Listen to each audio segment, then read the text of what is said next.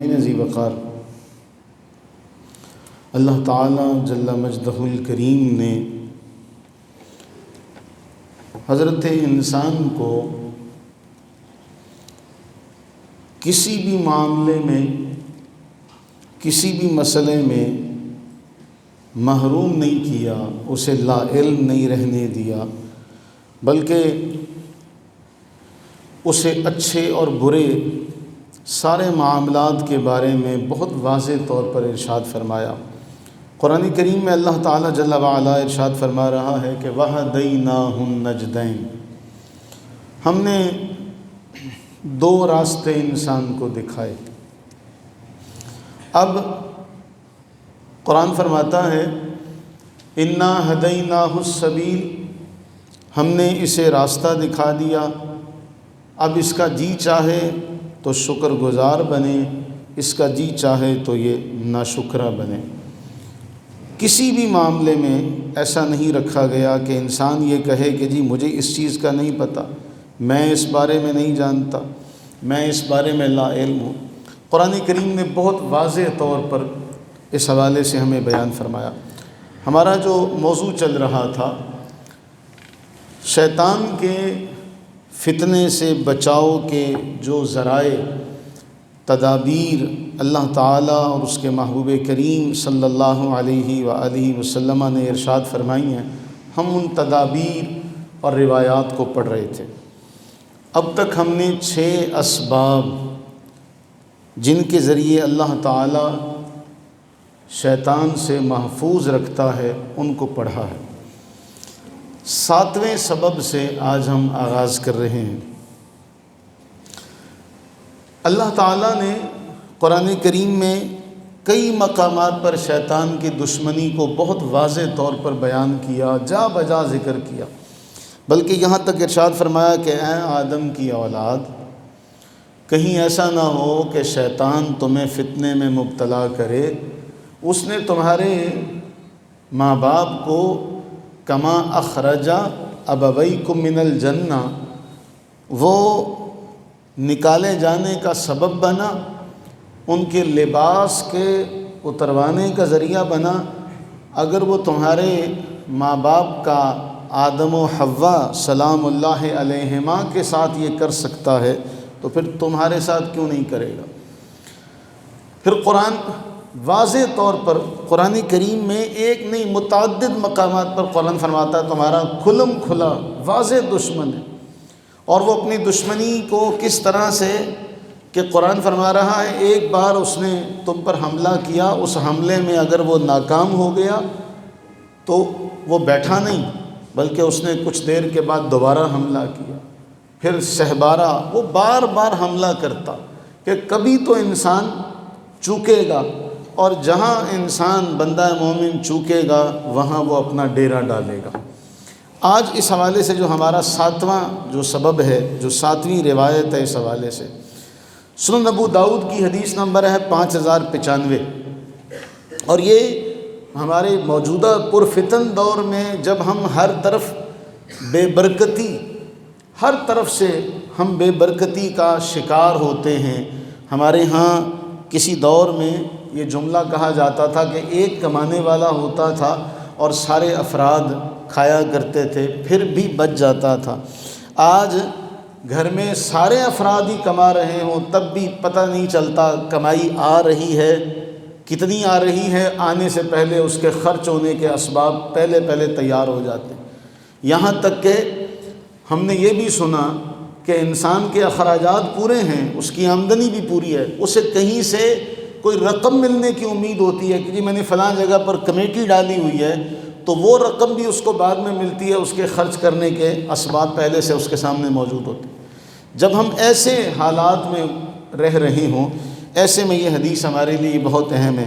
حضرت انس بن مالک رضی اللہ تعالیٰ عنہ بیان فرماتے ہیں ان النبی صلی اللہ علیہ وسلم قال، اللہ کے نبی صلی اللہ علیہ وآلہ وسلم نے ارشاد فرمایا اذا خرج الرجل من بیتہ فقال، کہ جب کوئی شخص اپنے گھر سے نکلے اور گھر سے نکلتے وقت یہ جملہ اپنی زبان سے کہہ دے بسم اللہ توکلت علی اللہ، لا حول ولا قوت الا باللہ. 3 جملے ہیں مختصر سے، اور تینوں ہمیں آتے ہیں. بسم اللہ توکلت علی اللہ لا حول ولا قوت الا باللہ. اللہ کے نام سے، اللہ پر بھروسہ کرتے ہوئے، نہ نیکی کرنے کی طاقت مجھ میں ہے، نہ گناہ سے بچنے کی طاقت مجھ میں ہے. فرمایا اتنا کہہ کے وہ اپنے گھر سے نکلے تو کہنے والا کہتا ہے ہدیتا وکفیتا ووقیتا. 3 جملے وہ کہتا ہے. تجھے ہدایت دے دی گئی، تجھے ہدایت دے دی گئی، تیری طرف سے کفایت کر دی گئی، اور تجھے بچا لیا گیا. 3 جملے ہیں، اور 3 جملوں پر 3 انعامات ملتے ہیں. وہ کہتا ہے اللہ کے نام سے. اس کے بالمقابل کیا کہتا ہے شیطان؟ جب تو نے اللہ کا نام لیا تجھے ہدایت سے نواز دیا گیا. پھر کہا توکلت علی اللہ، میں نے اللہ پر بھروسہ کیا. تو کہا جاتا ہے کفیتا، جس نے بھروسہ اللہ پر کر لیا اس کو پھر کسی چیز کی کمی نہیں ہو سکتی، اس کے لیے کافی ہو گیا. اور پھر جب اس نے یہ کہا اے باری تعالیٰ میں کیا، میری اوقات کیا، من آنم کہ من دانم، نہ میں گناہ سے بچ سکتا ہوں نہ نیکی کر سکتا ہوں، اے مالک تیری توفیق ہے. جب وہ یہ جملہ کہتا ہے تو فرشتہ اسے کہتا ہے ووقیتا، تو بچا لیا گیا. نبی صلی اللہ علیہ وسلم فرماتے ہیں ایک طرف فرشتہ اسے 3 بشارتیں دیتا ہے، تجھے ہدایت دی گئی، تیری کفایت کر دی گئی، تو بچا لیا گیا. شیطان اس سے جدا ہو جاتا ہے، اور دوسرا شیطان اسے کہتا ہے یہ تیرے ہاتھ سے نکل گیا. کیسے نکلا؟ اسے ہدایت دے دی گئی، اسے کفایت کر دی گئی، اور یہ تیرے چنگل سے بچا لیا گیا. ایک طرف فرشتے کی یہ بشارت، اور دوسری طرف شیاطین کا آپس میں مکالمہ. کیسے بچائیے؟ اس نے کیسے کلمہ کہہ دیا اپنی زبان سے؟ یہ کیوں کر اس نے نکال دیا اپنی زبان سے جملہ؟ اللہ کے نبی سرور عالم صلی اللہ علیہ وسلم نے فرمایا جب گھر سے نکلو تو یہ 3 جملے بسم اللہ توکلت علی اللہ لا حول ولا قوت الا باللہ، یہ جملے کہو تو فرشتے کی طرف سے یہ آواز آتی ہے تجھے ہدایت دی گئی، تجھے کفایت کی گئی، تو بچا لیا گیا. وہاں شیاطین ایک دوسرے سے کہتے ہیں اس نے اللہ کا نام لیا، ہدایت پر بھی آ گیا، تیرے چنگل سے بھی بچ گیا، تیرے فتنوں سے بھی بچ گیا، اسے اللہ نے بچا لیا. محدثین کہتے ہیں کتنا سعادت مندی کا معاملہ ہے کہ بندہ بلا مشقت اللہ کی امان میں آ جاتا ہے، بغیر کسی مشقت کے، بغیر کسی تکلیف کے وہ اللہ کی امان میں آ رہا ہے، اور شیاطین کے شر سے بچایا جا رہا ہے بغیر کسی مشقت کے. محدثین کہتے ہیں کتنی سعادت مندی کی بات ہے صرف اتنا سا جملہ زبان کو ہلا دینے پر، اتنی بڑی اللہ کی طرف سے فضیلت، اتنا بڑا مرتبہ اور اتنا بڑا مقام کہ شیطان سے بچ جائے، اس کے شر سے بچ جائے. تو پھر محدثین یہ کہتے ہیں کہ ان اذکار سے انسان کو غفلت نہیں برتنی چاہیے. اچھا، پھر یہ جملہ ایک اور بڑی بات ہے، ایک اور یہاں پر اہم بات یہ ہے کہ جب بندہ گھر سے نکلتا ہے تو ہم تو سارے اندھے ہیں، بصیرت سے محروم ہیں، اور اللہ نے ہمیں آئندہ کے سوچنے سمجھنے کی صلاحیت دی ہے، لیکن آئندہ کے بارے میں علم نہیں دیا.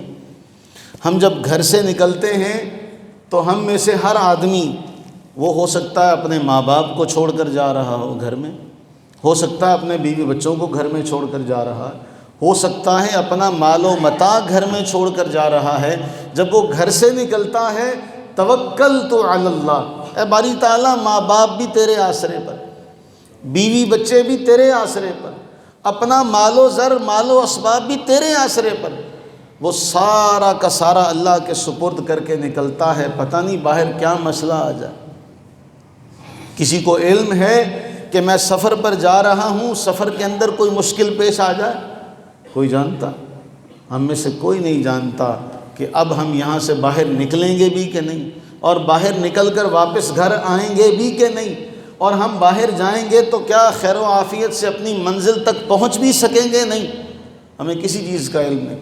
تو جب انسان، قرآن فرماتا ہے ہم نے انسان کو کمزور پیدا کیا، یہ کمزور سا انسان جب یہ کہہ دیتا ہے اے اللہ تیرے نام سے، تیری ذات پر بھروسہ کرتے ہوئے میں کیا اور میری اوقات کیا، جب یوں اپنی نفی کر دی جائے تو وہاں سے جو انعام ملتا ہے ہدیتا وکفیتا ووقیتا، ہدایت بھی مل گئی، کفایت بھی ہو گئی، بچا بھی لیا گیا۔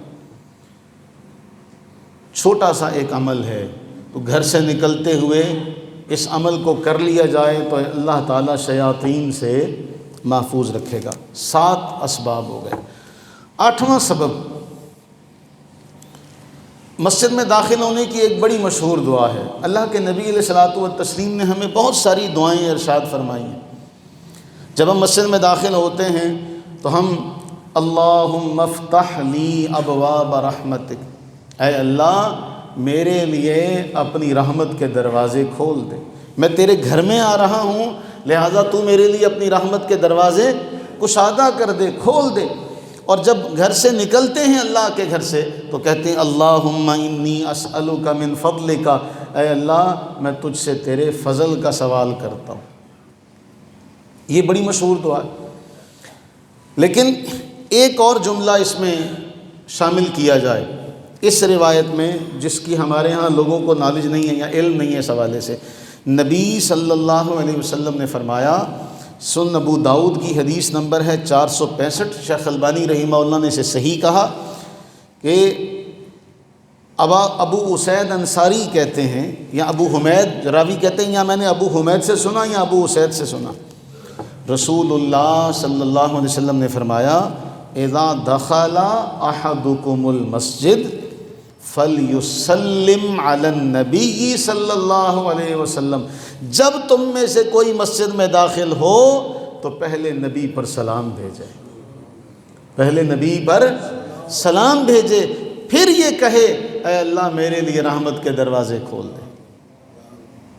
تو اس حدیث پر بھی عمل کرنے کی کوشش کی جائے کہ یہ دعا پڑھنے سے پہلے کیا پڑھا جائے، درود پاک پڑھا جائے، اور درود پاک جس میں اللہ کے نبی علیہ السلام نے بالخصوص سلام کا ذکر کیا، فَلْيُسَلِّمْ عَلَى النَّبِي،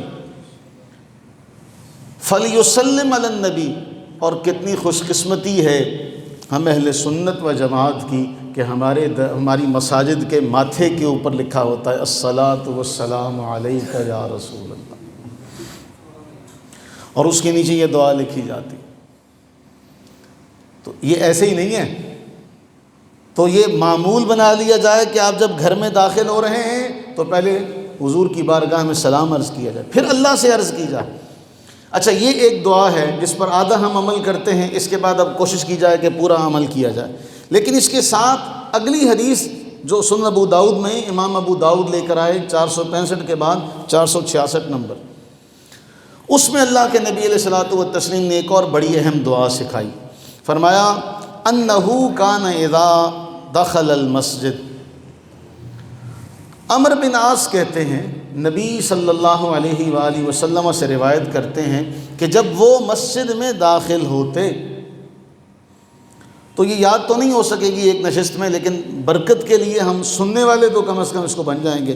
اعوذ باللہ العظیم وبوجہہ الکریم وسلطانہ القدیم من الشیطان الرجیم۔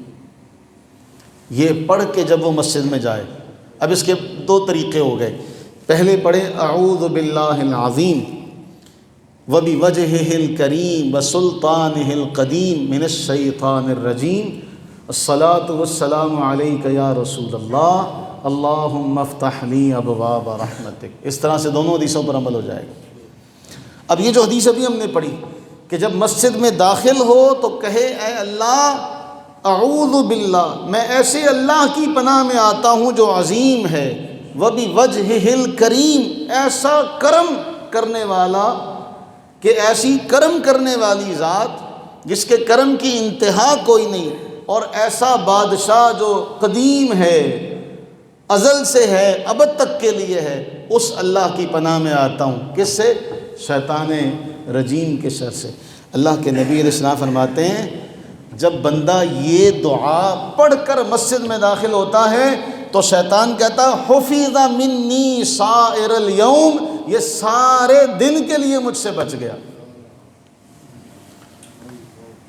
حفظ منی سائر الیوم، یہ سارے دن کے لیے مجھ سے محفوظ ہو گیا۔ وہی پچھلی بات کہ کتنی سعادت مندی ہے کہ بغیر کسی مشقت کے اتنا بڑا اجر۔ اعوذ باللہ العظیم وبوجہہ الکریم وسلطانہ القدیم من الشیطان الرجیم۔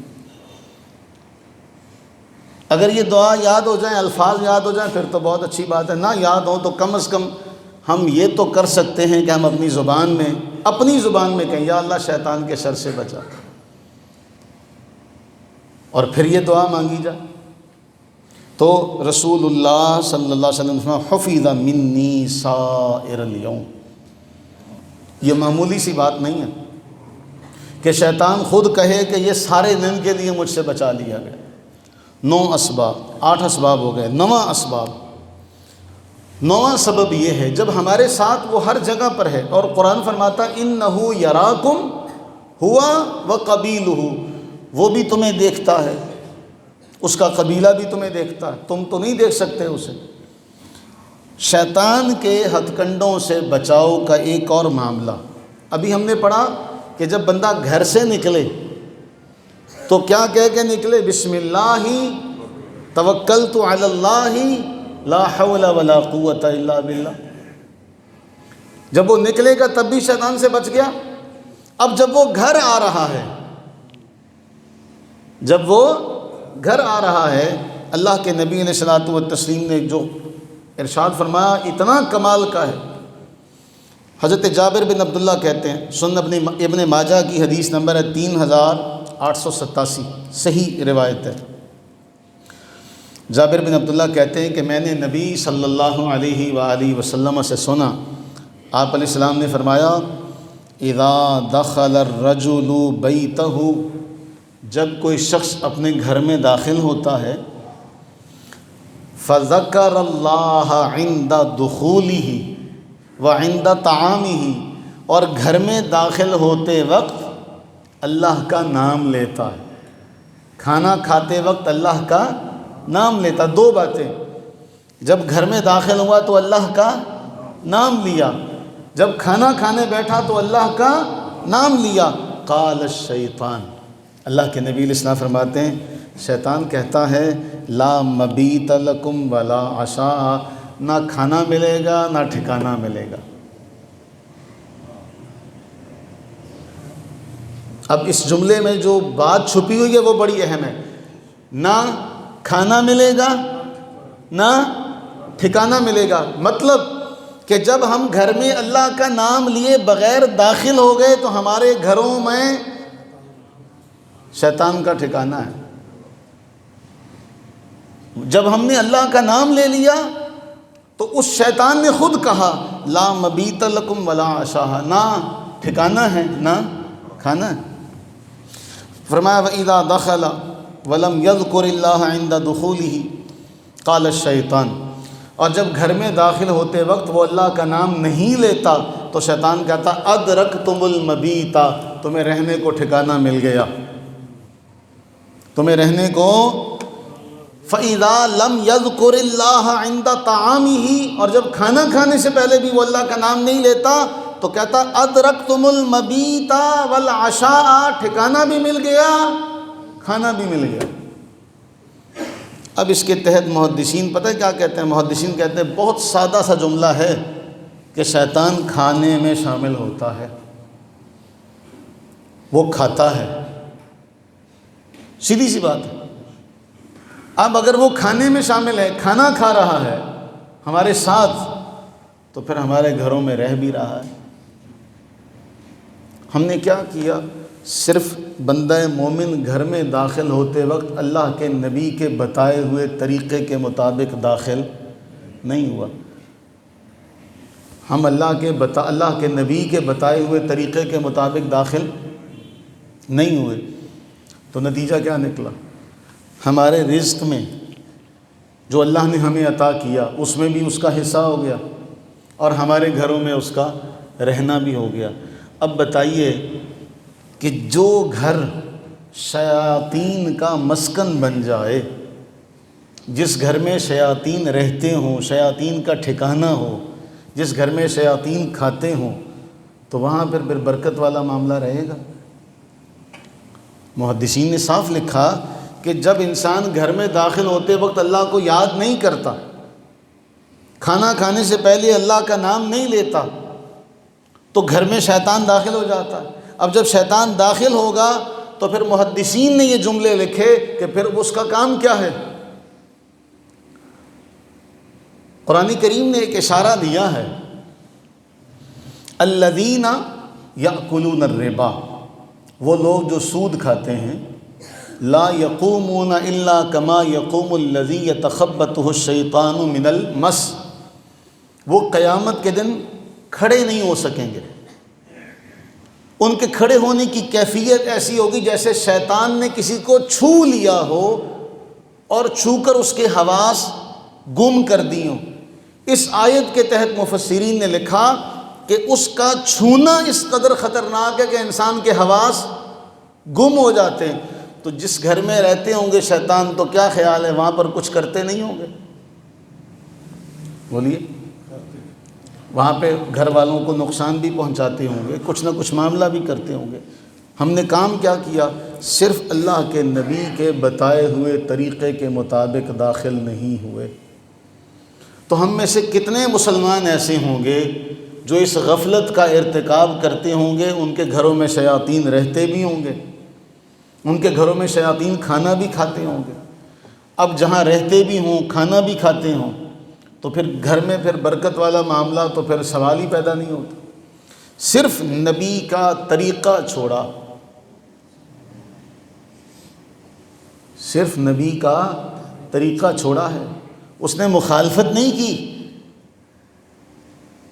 اس سے چھوٹ گیا یا اس نے چھوڑ دیا، اس کا نقصان اور اس کا وبال یہ ہے کہ جب وہ گھر جا رہا ہے تو شیطان پھر اپنے پورے لاؤ لشکر سے کہتا ہے رہو بھی کھاؤ بھی۔ تو اللہ سے یہ دعا کرنی چاہیے کہ اللہ تعالیٰ اپنی رحمت کاملہ کے صدقے جہاں ہم اپنے بچوں کے لیے محنت کرتے ہیں، ہم چاہتے ہیں کہ ہمارے بچے کسی اعلیٰ مقام پر چلے جائیں، تو ہمیں اس طرح سے بھی ان کا خیال کرنا چاہیے۔ 10واں سبب، انسان کا اچھے لوگوں کے ساتھ اٹھنا بیٹھنا، انسان کا اچھے لوگوں کے ساتھ اٹھنا بیٹھنا۔ آج آپ کسی کے ساتھ 1-2 دن گزار لیں۔ ایک دوست کے ساتھ وقت گزارا، اس دوست کی عادت تھی کہ وہ بات بات پہ لعنت دیتا، اس نے صرف چند گھنٹے اس کے ساتھ گزارے تھے، اس کی زبان سے خود بخود نکلا۔ آپ کسی دوست کے ساتھ سفر کرنے والے بن جائیں۔ مثلا کوئی دوست ہے آپ کے ساتھ جا آ رہا ہے کہیں، آپ اس کے ساتھ 2-3 سفر کرتے ہیں، اور 2-3 سفروں میں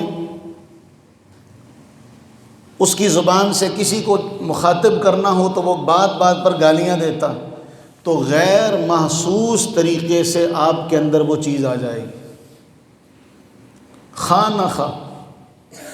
یہ انسان کی صحبت کا ایک اثر ہوتا ہے جو ہر ایک پر ہوتا ہے۔ آپ کسی کے ساتھ 2 دن گزار لیں اور اس شخص کی عادات چاہتے نہ چاہتے آپ کسی بندے کے ساتھ بیٹھیں اور وہ گالیاں دیتا ہو، بات بات پر گالیاں دیتا ہو، اس کے بعد کیا ہوگا؟ آپ کی زبان سے بھی بے ارادہ بے اختیار آپ کی زبان سے بھی وہ نکل آئیں گی۔ آپ کسی بندے کے ساتھ سفر کریں، وہ بات بات پر الحمدللہ کہتا ہو، سیڑھیاں چڑھتے ہوئے اللہ اکبر کہتا ہو، اترتے ہوئے سبحان اللہ کہتا ہو، بلندی پر جاتے ہوئے اللہ اکبر کہتا ہو، نیچے اترتے ہوئے سبحان اللہ کہتا ہو، ہر بات پر الحمدللہ کہتا ہو۔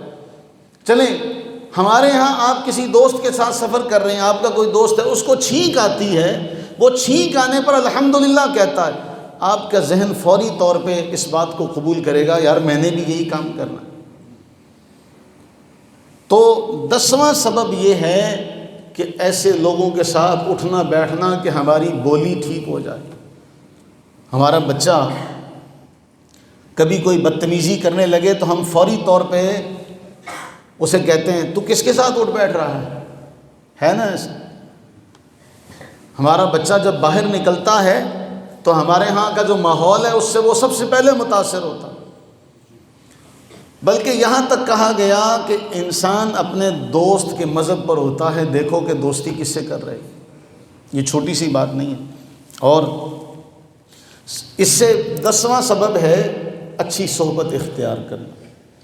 اس میں سب سے پہلے سر فہرست آتے ہیں اللہ والے۔ آپ کسی اللہ والے کے پاس اٹھنا بیٹھنا شروع کر دیں، کسی عالم دین کے پاس اٹھنا بیٹھنا شروع کریں۔